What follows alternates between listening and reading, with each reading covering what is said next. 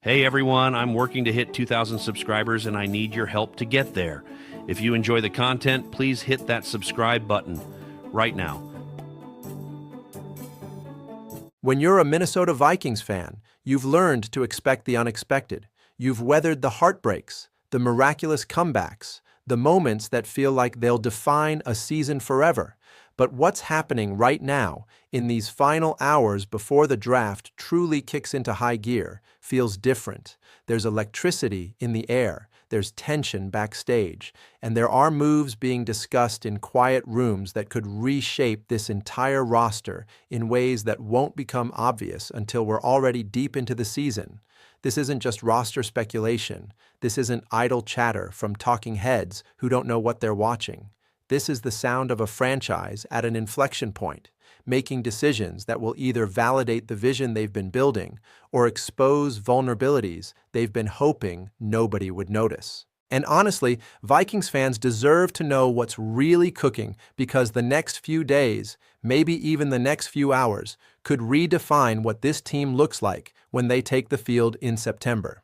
Let's start with the elephant in the room, because this one has been sitting quietly in the corner for weeks, but now it's getting louder. The interior defensive line situation isn't just a need anymore, it's a crisis waiting to happen if they don't get it right. When you lose established production at the defensive line, especially at the interior, it doesn't just cost you a few snaps. It costs you the entire foundation of your defensive identity. The Vikings have already seen key departures here, guys who were eating up snaps, holding the line, doing the thankless work that allows pass rushers to shine. That kind of production doesn't replace itself with wishful thinking and prayer, and that's exactly where this team finds itself right now. There's a young player who's flashing real potential, no argument there. He's earned more opportunities. He's shown the traits that make you believe he could develop into something special. But asking him to carry a full load, to be the answer at this position right now, that's not just ambitious, that's reckless. And if it goes sideways, everyone from the coaching staff to the front office knows exactly who's going to answer the tough questions. So, what's the solution? Well, there's a name that's been gaining real traction behind the scenes, and once you connect the dots, it makes perfect sense. We're talking about DJ Reader. Now, some of you might not immediately think of him as a flashy addition. He's not going to light up ESPN's highlight reel. He's not going to make SportsCenter with diving tackles and sack dances. But here's what DJ Reader actually is. He's the kind of player that experienced defensive coordinators dream about. He's a lunch pail guy. He's someone who clogs lanes, disrupts offensive timing, absorbs blocks so others can get free, and makes life absolutely miserable in the trenches for opposing offenses. And when you're building a defense that's trying to find its footing, when you need someone you can depend on for consistent, reliable production, that matters more than most fans realize. Now, I know what some of you are thinking. The age factor. Reader isn't a spring chicken. And yeah, that's a legitimate consideration, but here's what people constantly overlook. Experience has value, especially at physically demanding positions. There's something to be said for a player who's been through wars, who understands leverage and angles, who doesn't get rattled by the pace and chaos of the game because he's seen it all before. When you pair that with a young talent looking to develop, you create balance. You create a situation where the veteran handles the grind on early downs, eats up blocks, and opens lanes for your younger guys to make plays. That's how you build sustainable defense. That's how you avoid the collapse that happens late in games when bodies wear down and young players aren't ready to carry the full load. If this move happens, it sends a message. It says the Vikings are serious about this defense right now. It says they're not going all in on youth at physically demanding positions. It says they understand that you can't just draft your way out of problems at every spot on the roster. And honestly, that's the kind of thinking that separates teams that compete immediately from teams that take years to figure it out. But let's pivot, because the offense is about to enter this conversation, and what's happening there might be even more intriguing than the defensive moves we've been tracking. There's something brewing on the offensive side that wasn't even a blip on the radar just weeks ago, but now it's suddenly everywhere. Scouts are watching, coaches are evaluating, The Vikings organization is actively looking at receivers who most of the country hasn't even heard of yet, and that kind of shift usually means one thing. The front office sees something that makes them believe this could be a foundational piece for the offense moving forward. The name getting serious consideration right now is Ted Hurst. And I'm going to be completely honest with you. This is exactly the kind of prospect that either becomes a star or becomes a cautionary tale. There's no comfortable middle ground here. That's what makes this conversation so fascinating, because the Vikings are actually considering him, and once you dig into what makes her special, you start understanding why. First, let's talk about the profile, because it's the kind of thing that gets scouts excited. He's got a big frame. He moves with fluidity that shouldn't be possible at his size. He plays like a true boundary receiver, someone who stretches coverage vertically and wins those physical battles downfield. When a player has that combination of traits, especially that kind of movement ability in a larger body, it reshapes how defenses have to think about coverage. It opens up the entire offense. It creates separation and opportunity for everyone else on the field. But here's where the conversation gets complicated, and this is where talent evaluation becomes an art form instead of a science. The competition-level question always creeps in. Yeah, but who was he actually playing against? That's a fair question. When a receiver puts up big numbers at a small school, the skeptical voices start wondering if those numbers actually translate to the NFL level. And that skepticism is earned by decades of examples where athletic receivers from smaller programs couldn't make the jump. However, when you actually watch Hurst on film, there's something there that's hard to dismiss. The way he glides, the separation he creates, how he attacks space. These are traits that don't lie. These are physical gifts that show up regardless of the quality of competition around you. And that's exactly where teams start rolling the dice, because sometimes you watch a player and you just know. You can feel it. The traits are real. The ability is evident, and you've got to trust your eyes. Now, here's the thing that really matters in this situation. The Vikings' offense right now is stable at the top. Your primary receivers are solid, no argument. But after that top tier, things get thin pretty quickly. Over the course of a long season, you're going to need someone who can step up, who can carry weight, who can be more than just a guy who flashes in garbage time. And a prospect like Hurst, if he hits, becomes that guy. But the risk is substantial, and that's exactly why this decision matters so much. This draft class is absolutely stacked with receivers. There are safer bets all over the place. Players who are more polished, more battle-tested, who played against NFL-caliber competition throughout their college careers. So it becomes a classic evaluation fork. Do you value the upside of a player like Hurst, someone who could explode and become special, or do you take the security of someone more proven? What's wild is that some analysts have said flat out that if Hurst had played at a big-time program, he'd be locked into the first round. That's how much perception matters in draft evaluation. The same player, the same exact skill set, gets valued differently based on where his jersey said on Saturday afternoons. That's a reality that's both unfair and completely true in the NFL evaluation process. And look, we've seen this story before. Incredibly athletic players with all the tools who never quite click at the league level. Sometimes the gap between college and the pros is just too wide. Sometimes the speed of the game, the coverage sophistication, the overall athleticism on every snap is just a different universe. That risk is real, and everyone in the Vikings organization understands it. But here's what makes this moment critical. When a team brings a prospect in for an official visit, it's not just window shopping. There's intent there. There's a plan forming. There's real consideration happening. And depending on how the draft board falls, how other teams evaluate him, his stock could shoot up incredibly fast. This becomes one of those moments where a team either grabs him early because they're convinced, or they watch him slip away and wonder what could have been. That's the drama of the draft. Those are the moments that get replayed for years afterward. But before we go deeper into the quarterback situation, which is where this thing really gets heated, I want to take a second to talk directly to you guys.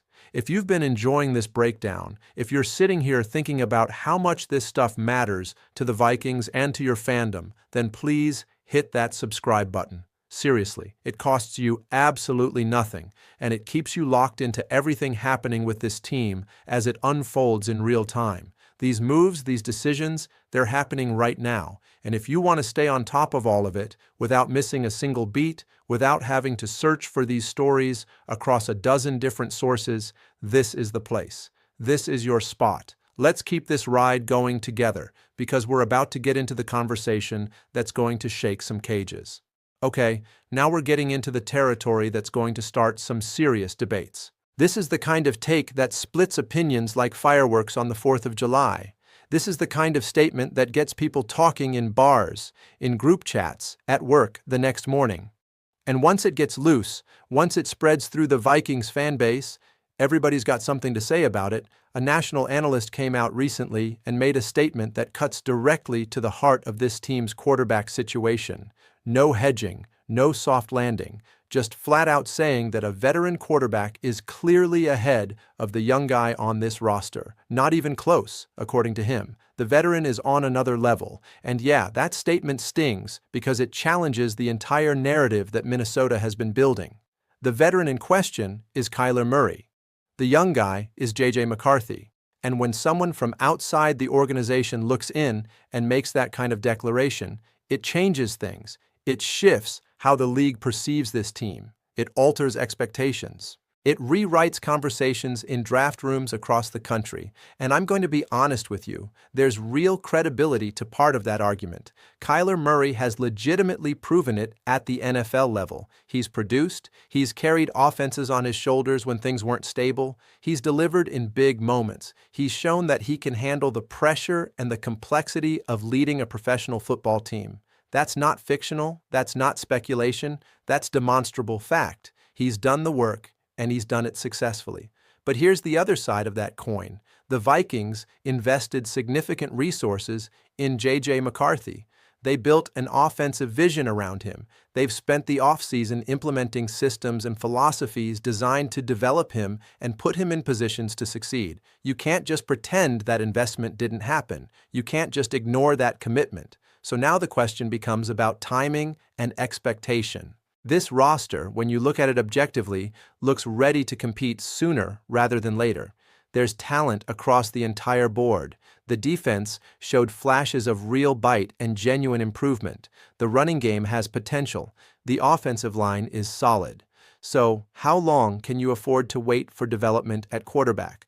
How patient can you actually be when the window starts to crack open? Because here's the truth that a lot of people don't want to acknowledge. When a competitive window cracks open, it doesn't stay open forever. Pressure floods in fast. Decisions accelerate. Teams have to choose what they believe right now, and that's where franchises really tell you what they're about. That's where the rubber meets the road. And there's another layer here that makes this conversation even more complex. It's about fit. This Vikings offense has a specific identity. It's built around under-center play, heavy play action concepts, structured reads, controlled rhythm. That's not the environment that Kyler Murray has lived in throughout his career. He's an athlete who needs space, who thrives in chaos, who can extend plays with his legs and improvisation. So it's not like you just swap one quarterback for another and suddenly everything clicks. It's not that simple. But there is a silver lining in all of this.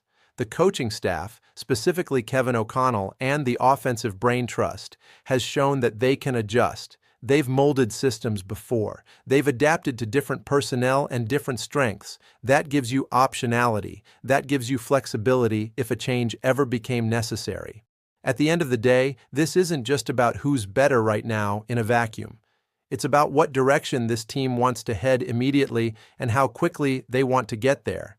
It's about whether they believe enough in the timeline they've set to stick with it, or whether external validation pushes them toward a different path. And that's exactly the kind of decision that echoes through an entire organization for years. So, I'm asking you directly, where do you stand on this? Do you ride with experience and proven production, Or do you stick with the future that you've already invested in?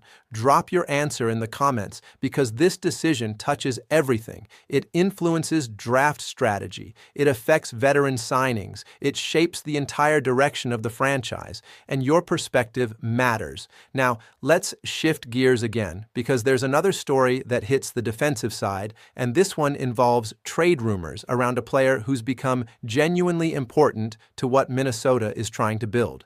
When you start hearing trade chatter about a productive defensive player right before the draft, that's usually not random noise. That's a signal. Something's being discussed. Something's on the table. And that's when you really start paying attention, because these conversations don't happen for no reason. Here's the situation. Other teams around the league are watching this defense closely.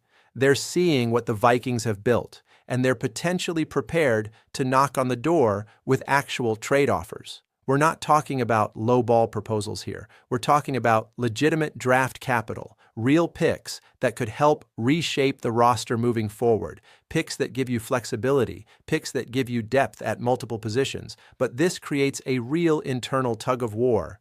Do you trade away a productive player right now to accumulate future assets and flexibility?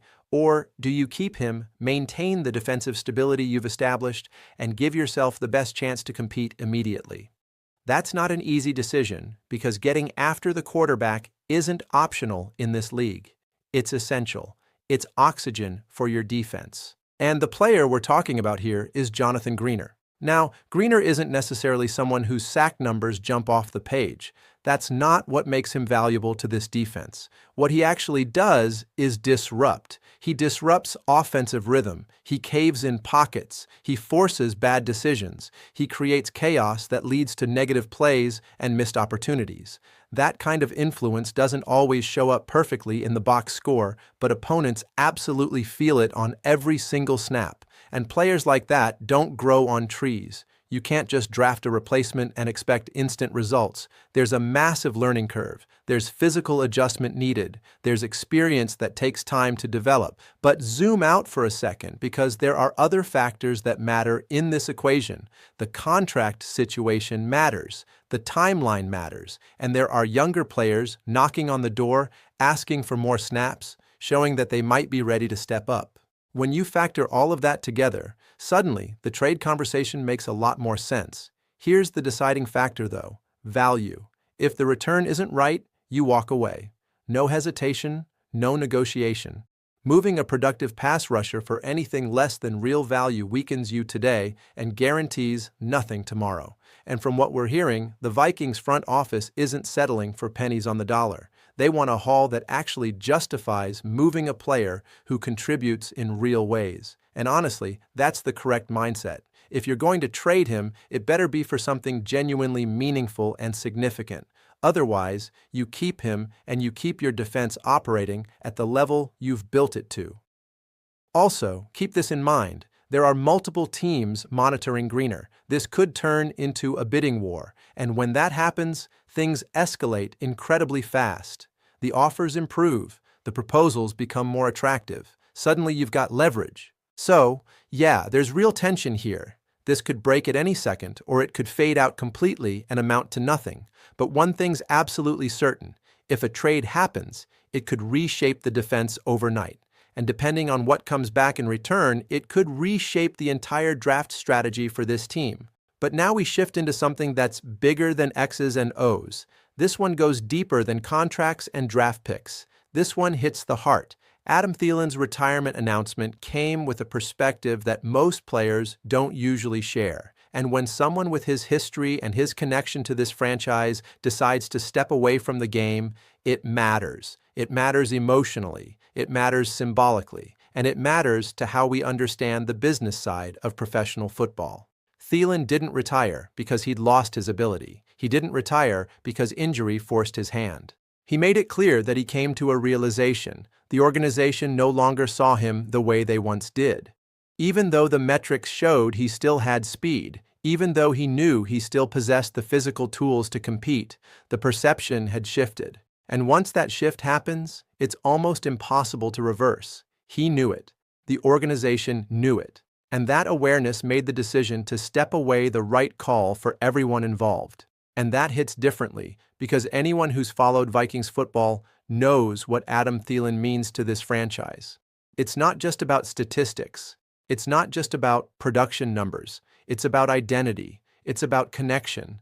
It's about what he represented wearing that purple and gold. He was a Vikings guy. He was part of the fabric of this team, and hearing that the organization had moved on, even if it was subtle and unspoken, that's uncomfortable. That's the cold reality of professional sports. The league can be ruthless. One minute you're a cornerstone.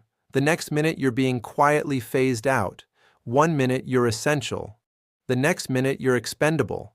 And the crazy part is that the metrics supported him. The data showed he still had it. But in professional sports, perception often matters more than reality. And once the narrative changes, once people stop seeing you as a solution and start seeing you as a problem, it's nearly impossible to shift that perception back. This isn't just about Thielen. This story is about time in the NFL. It's about how quickly everything can shift. It's about the emotional cost of playing this game at the highest level for an extended period. It's a reminder that nobody is untouchable. Nobody is guaranteed security. Nobody's legacy is immune to the changing whims of front offices and coaching staffs. And while it makes you appreciate everything that Thielen accomplished and the journey he took with this franchise, it also forces questions about the present situation. How are veterans being handled right now? How is the roster evolving? How are these transitions being managed behind the scenes? Because those decisions shape the locker room. They echo through the entire organization. And that kind of culture and messaging matters more than most people realize. Maybe that's the thread connecting everything we've talked about today. The moves, the risks, the future planning, the emotional costs that come with professional sports. This isn't just about adding a player or making a deal. It's about defining who this team is right now. It's about choosing a direction, committing to a path, and understanding that those choices have ramifications that extend far beyond the immediate moment.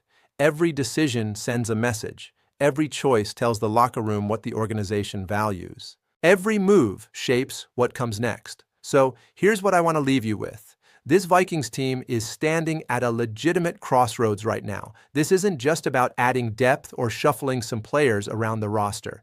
This is about identity. This is about vision. This is about what this franchise believes in, who they're willing to commit to, and what direction they're actually heading. There are potential arrivals being discussed. There are possible exits being evaluated. There are serious debates about who leads the offense and how this team competes immediately. There are stories that remind us all how unforgiving this game can be to those who built it. It's all interconnected. Every move influences the next one. Every decision creates ripples that extend further than people realize. That's why these conversations matter so much, not just because they're about football, though they certainly are, but because they're about vision. They're about what an organization actually believes about itself. They're about whether a team is building something sustainable or just reacting to circumstances. So, I want to hear from you. Where do you think the Vikings are headed right now? Do you believe in the direction they're taking? Do you think the moves they're making are the right ones? What would you do if you were in the front office seat making these decisions? Drop your thoughts in the comments because this conversation matters. Your perspective matters. And if you're not subscribed yet, this is your sign. Hit that subscribe button and join this community because we're going to be following every development, every move, every update as this offseason unfolds. We're going to break down what it all means. We're going to analyze it from every angle. This is Vikings football in real time. This is where the story gets written, and you don't want to miss a single moment of what comes next. Let's keep this going. Thanks for watching, and I'll see you in the next one. Skol Vikings. Hey everyone, I'm working to hit 2,000 subscribers and I need your help to get there. If you enjoy the content, please hit that subscribe button right now.